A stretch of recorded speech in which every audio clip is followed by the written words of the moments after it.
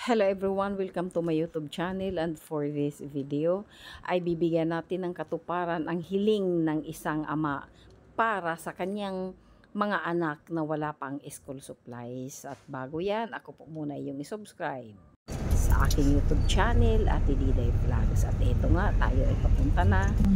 At sabi ko ay mag-abang na lang sila sa labas. At ito na nga sila, sasakayin na natin. Nag-aabang na pala. Sa na kayo magpagkata niyo balay, hindi na na makanto kami. Waray ka talaga idea na makanto ako. Hindi ka sinabihan ni... Nagsabi ng asawa ko may pupunta, pero hindi ako nag-i-speak na pupunta kayo doon. Okay. Sige.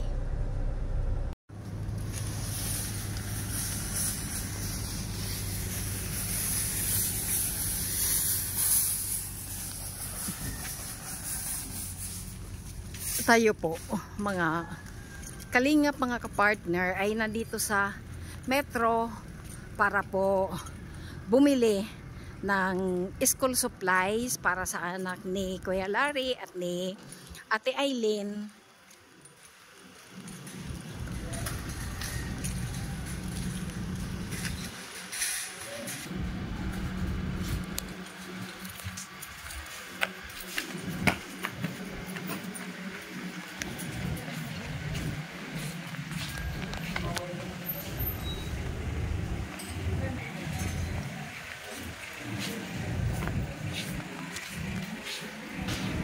At eto nga, tayo ay nasa loob na ng Metro at si Kuya Larry ay na-amaze kasi first time niya raw nakapasok dito sa Metro. Sa tinagal-tagal niya na daw sa Tacloban, ngayon lang siya nakapasok dito at biyaya. Dahil kung hindi daw sa akin ay hindi siya makakapasok dito. Sabi niya, mahal daw ang mga school supplies dito. Mahal daw pala pag sa mall, mabuti daw doon sa mga sa tabi-tabi lang at medyo malaki ang diferensya, mura daw. Kaya tignan natin kung kakayanin ng budget, pero kaya naman dahil sa tagal-tagal na ni Kuya Larry sa Tacloban. Ngayon lang daw.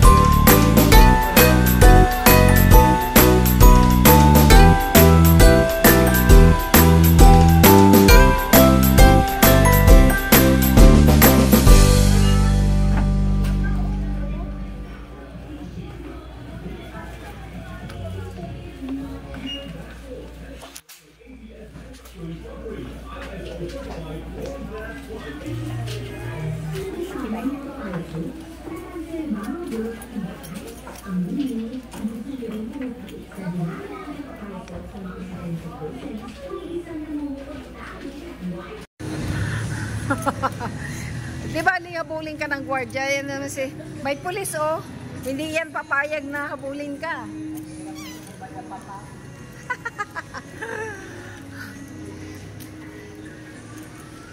Pasyal tayo. Aileen, baka gusto mo pumasok. Ingat, labas tayo tayo.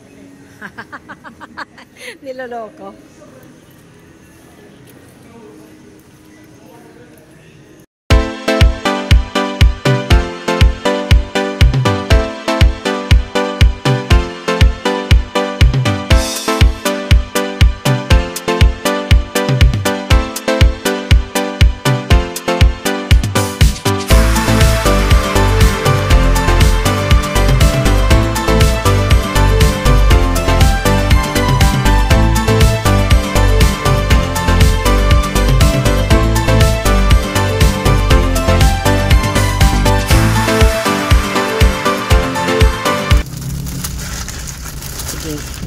Miso isulod na to sa ano.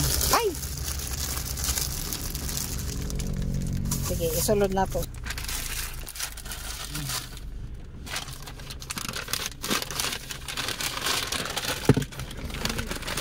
Para sa inyo. Pagpasensyahan ni Namoya muna yung konting nakayanan ni Ate Diday. Kasi hindi pa naman kasi ako monetize, kaya yan lang muna yung aking konting kakayahan. Ha? Para sa amin, malaking Salamat, tulong.